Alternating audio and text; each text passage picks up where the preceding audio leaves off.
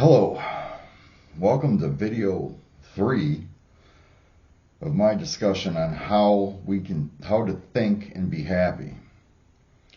This video is going to be on the topic of focus and flow.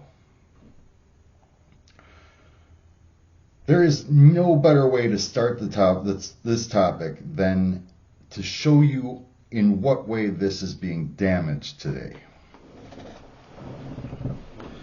So let me show you the major culprit today. The algorithm. Not every algorithm, but the algorithm. The definition of an algorithm is a process or set of rules to be followed or other problem-solving operations, especially by a computer. Now, the computer I am specifically discussing is social media, because we all use it and we are all having our focus destroyed by it. Now, the algorithms are not evil. The algorithms are not conscious yet. The algorithms are tools, effective tools, used in a capitalist society that glorifies gain and justifies loss. It is acceptable to break eggs to make omelets, metaphorically speaking, in our society. You are justified by a success for what you did, for the means to the end. Not always. We have criminals. We do punish crime. But in general, business is the area where we will get away with most of the tragedies.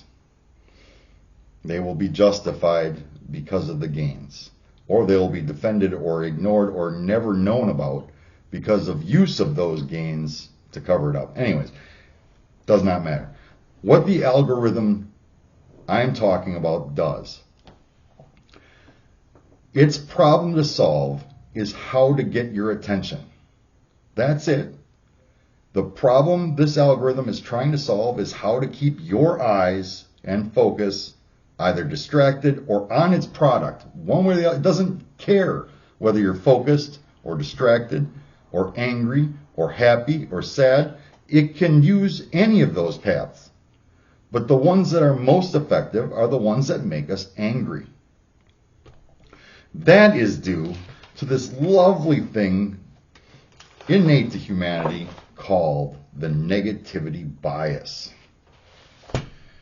What this lovely thing is, this factor is, humans tend to focus on the negative with more attention and energy than they do the positive.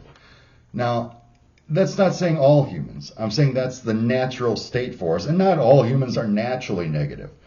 It is learned mimetically in our societies to focus on the negative, and that's natural. For memes to survive, they need to protect the meme machines. That's us. We propagate the memes. We need to survive. So a negativity bias is natural.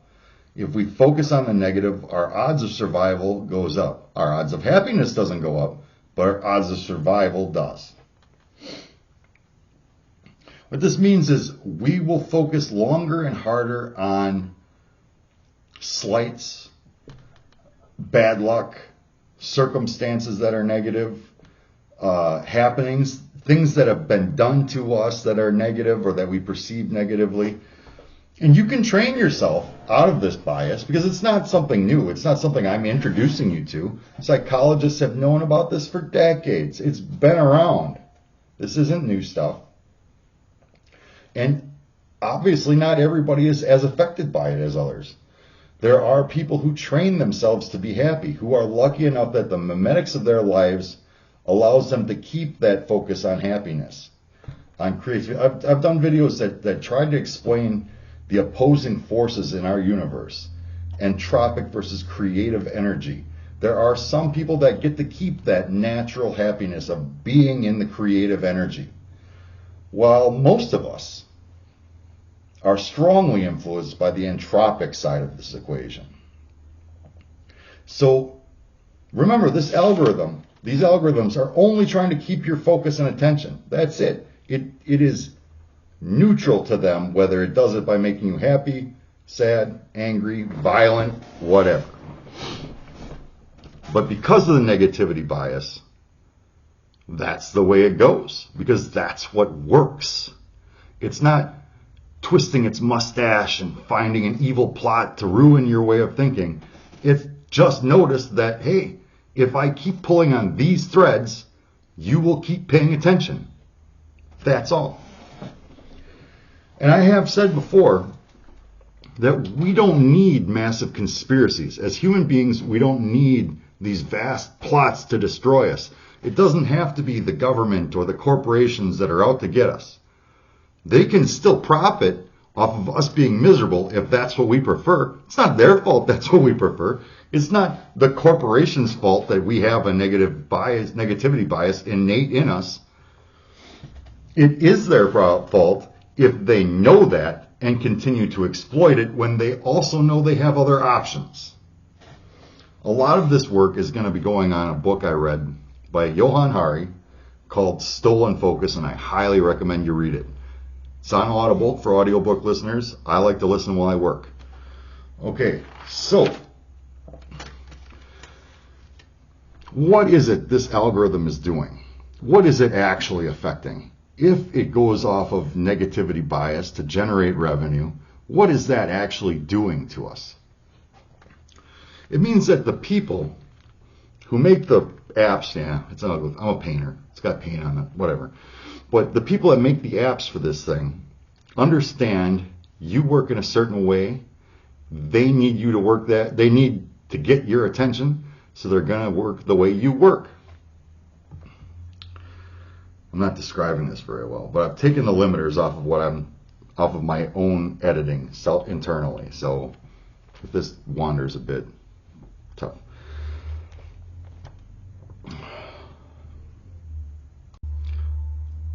All right, so how does the algorithm ruin your focus? When you first log onto a computer, your first time, you're a brand new user. I think I might have already done a video on the algorithm specifically, but that's not the focus of this video. It's just an example of what's happening to us. It creates a voodoo doll of you. It's very generic. It's basic. A new user human has logged on. What can we discover about that human? Now, that user. Every time I click on something, it records that. If I use Google, it records what I search and what solution, what option I choose, how much time I spend on that option, where that option leads me. And every time we do that, we make a choice or click and create a click trail, it is developing your voodoo doll even further. The algorithms are so good that nowadays there is a conversation, and in one of my previous videos in this series, I talked about this television show, Black Mirror, and an episode, Jane is horrible or whatever. Anyways, the lawyer of hers explained it that whenever I put my phone down, it's recording me and gaining more data about me. It doesn't need to do that. I'm not saying they can't do that. I'm not saying they aren't doing that. I'm saying they don't need to do that because our consciousness works mimetically. It is grown mimetically. So the more we click, the more it learns, the more we develop, it develops with us. And now, if I'm a conspiracy theorist at heart naturally, my mimetic says, question, doubt, they're out to get you. Not really my speed, but it's an example. The algorithm notices that. It knows that in order to keep my attention and generate revenue for its creators, it needs to enhance that. It needs to give me more mimetic fuel to continue growing the way I have chosen to grow.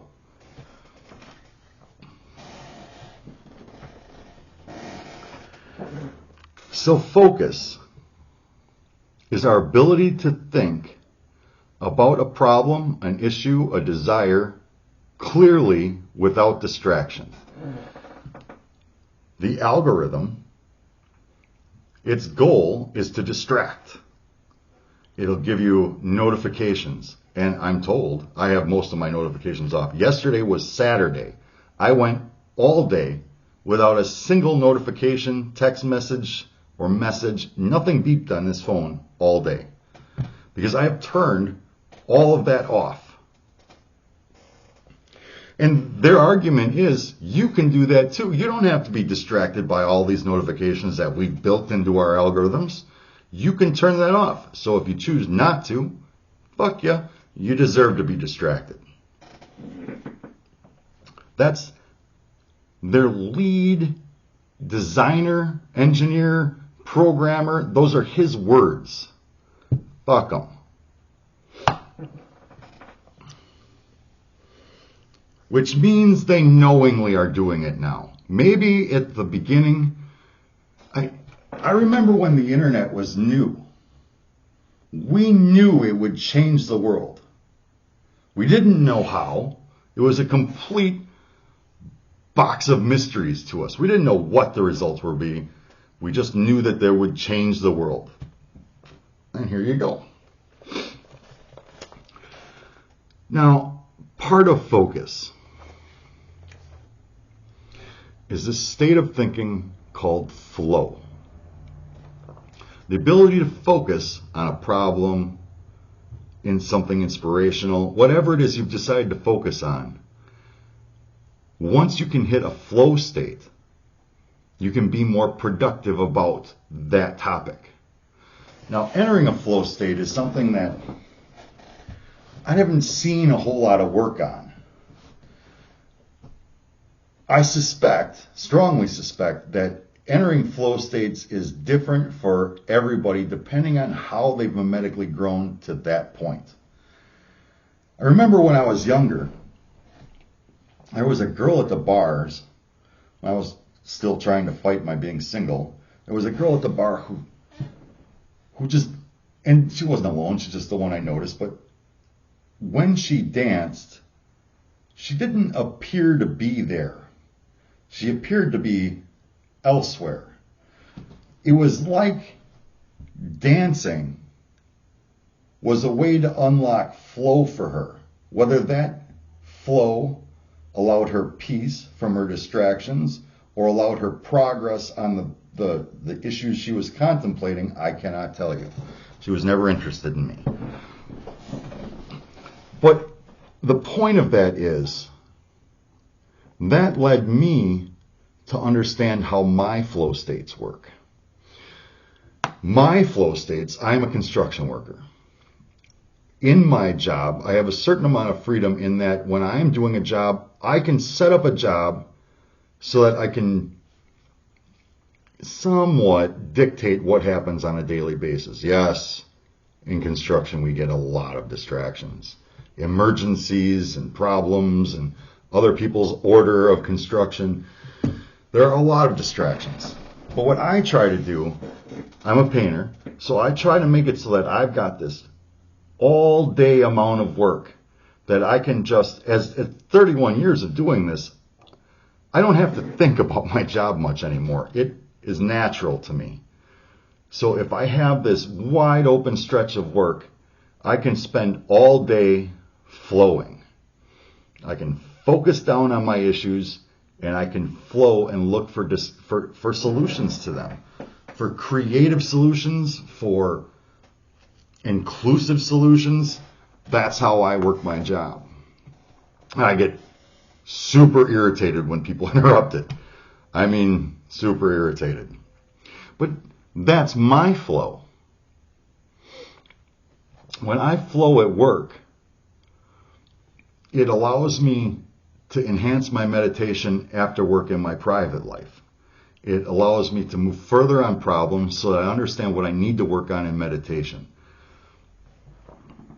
I imagine that flow is, if it comes about differently for other people, then it works differently for other people. Like, I imagine that even in combat, the heart of fight or flight risking your life, achieving a goal, that creates a kind of flow. And I imagine that's why the idea of teamwork is so important in military circumstances.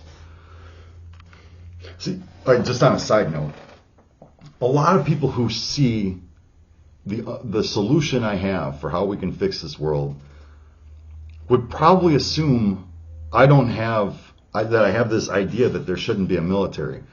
We live on a planet, and I want to build this on a planet that is covered in humans. You need a military. Absolutely. But I think that maybe military could have a different purpose other than, if you take war out of the equation, they say if you want peace, prepare for war. And you should prepare for security, especially if you want to build something new. Anyways, I'm getting off on a tangent. The point is flow. Focus and flow. Focus is your ability to block out distractions. Nowadays, namely this.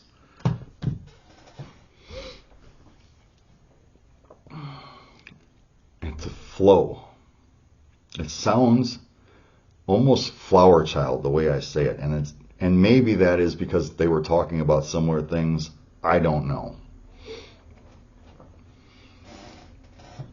But you will never find peace, happiness, or solutions to your problems if you do not allow yourself the opportunity to focus, block out distractions. I realize this world is built to distract us, and it's not just the phones. Nowadays, we need to work 2-3 jobs just to survive. Nowadays, the glory is in the grinding, which is littered with distraction. If you are grinding without focus, you are spinning your wheels. And I'll talk about this in the next video on mind wandering. But the less focus you have, the more diffusion of your energy. If I'm working towards a goal, but I have all these distractions taking my energies away, my goal may still be accomplished. It just takes longer, and I get a poorer result because of these distractions and lack of focus. Focus is great. It's productive. But focus is nothing without flow. Because without flow, you don't really know what your problems are. Without flow, everything you're doing, every problem you're trying to fix is reactionary. It's all reactionary thinking. It's problem came up, I must solve it, let's go get it. I can focus and get it, but it's still reactionary. It's not your long-term goals. You may not even be able to have long-term goals without focus and flow. You certainly cannot accomplish them. And I think this is why we tend to find successful people. Right? Why is it that successful people are better successfully or more successful? I'm not an English teacher. Because they aren't distracted by insecurities. Because they can focus without the distractions and flow. Focus will get you to the flow, and flow will amplify the focus, clarify the purpose. But without these two things and living in constant distraction, I don't stand a chance of getting you to understand what is going on and what I'm trying to explain to you if you cannot focus and flow.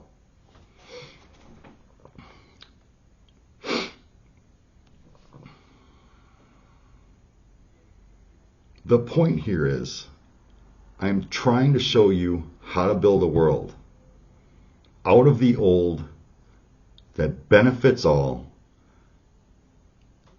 other than the selfish. Because a certain amount of success in this world is success because of selfish behavior. But I don't think that that's the majority. Certainly the majority aren't successful. Certainly the majority are not focused. Certainly the majority don't have flow or a consistent access to flow. Let me give you some more examples of flow. Tried dancing. All right, I talked about dancing. I talked about military. I talked about combat. I talked about my work in construction. That should be easily identifiable for whatever work you do. If you are in assembly, focus is possible and flow is possible. Distractions are what you're looking out for. If you are in caregiving, focus and flow are still possible. It's the distractions you need to watch out for. If you don't find that you have anything to focus on because you have too many things to focus on, that is the subject of the next video, mind wandering. What is important here is the clarification of focus and flow, because you cannot find happiness without proper understanding, knowing what those two things are. I'd be willing to bet, I cannot say personally because I experience flow the ways that I have access to. What you need to do is look at your life and find where you have access to focus and flow. And then you need to watch my next video on mind wandering.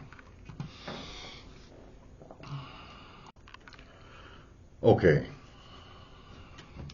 Over 20 minutes in, odds are nobody's watching, so I can say whatever the hell I want. I've described consciousness as an organic process mimetically fueled. Now understand that whatever you focus on will be mimetic. Whatever you flow on will be mimetic.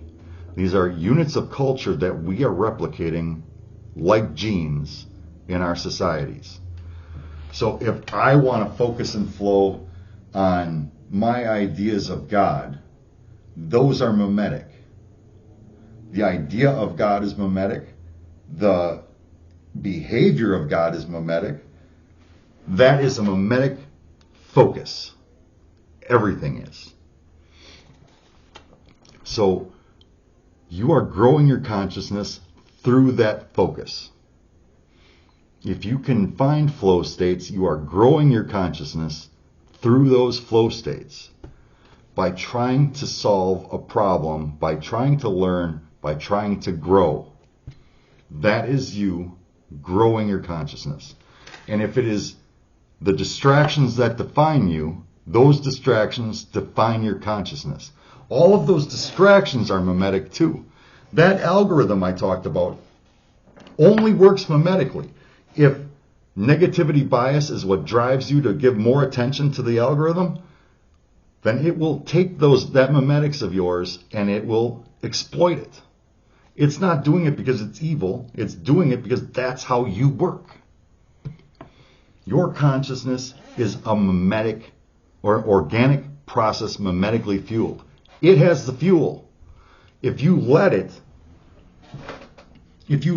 the distractions be the means of your growth, if all of your life is filled with these distractions and that all of your survival is getting through it, that is how your consciousness is growing, mimetically and organically.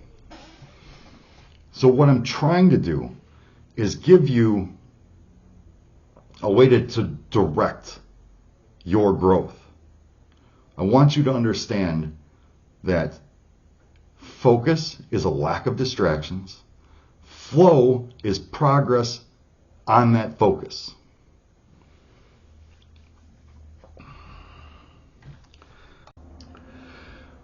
I was just going over my notes on negativity bias, and I think I found something I'd like to add just at the end of this video.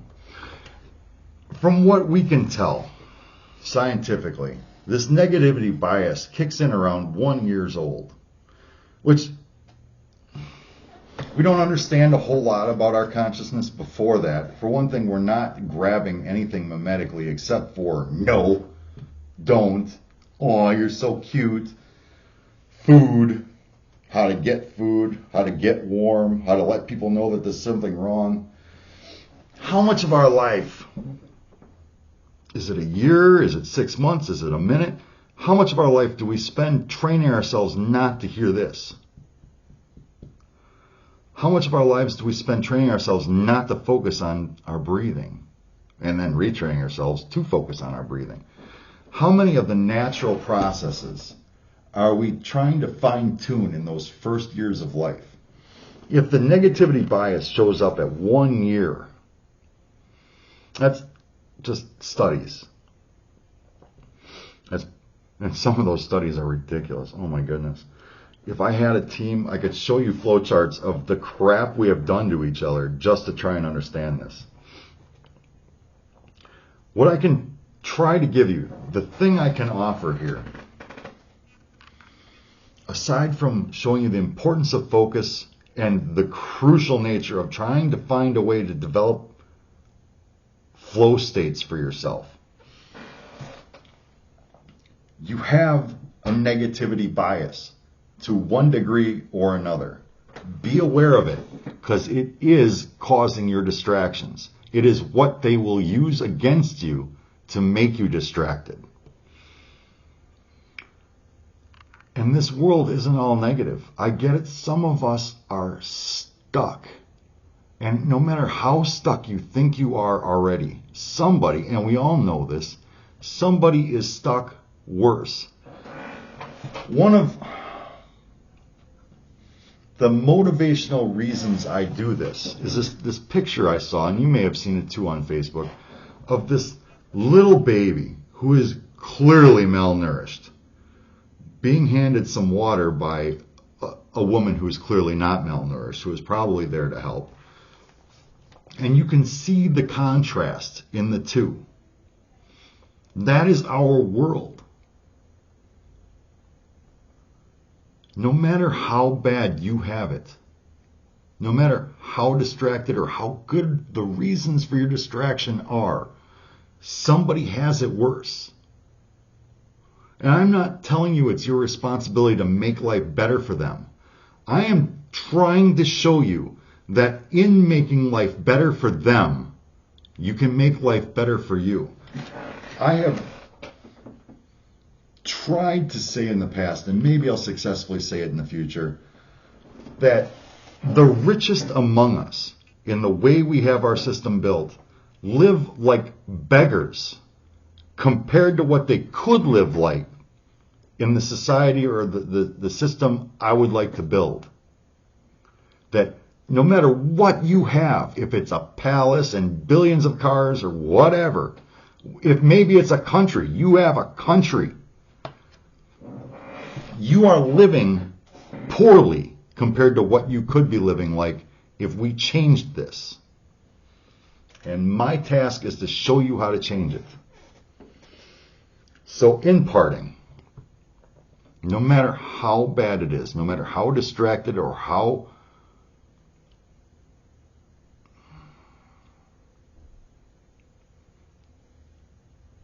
no matter how inevitable or crucial those distractions may be, without them you cannot, with them you cannot focus and flow properly.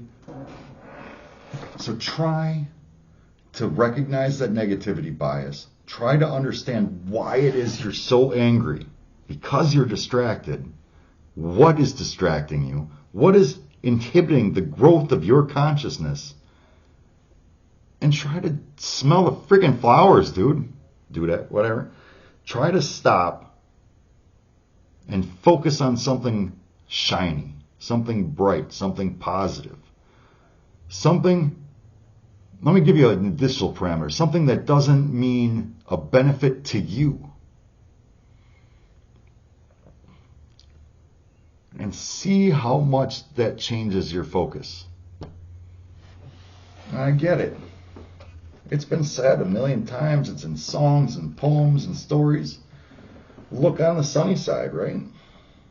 I'm doing this series on how to think and be happy, and I have almost no clear idea on how to be happy myself. But I have a desire to foster that in you.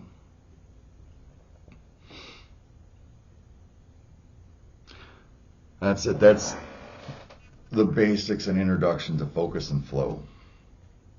Thank you.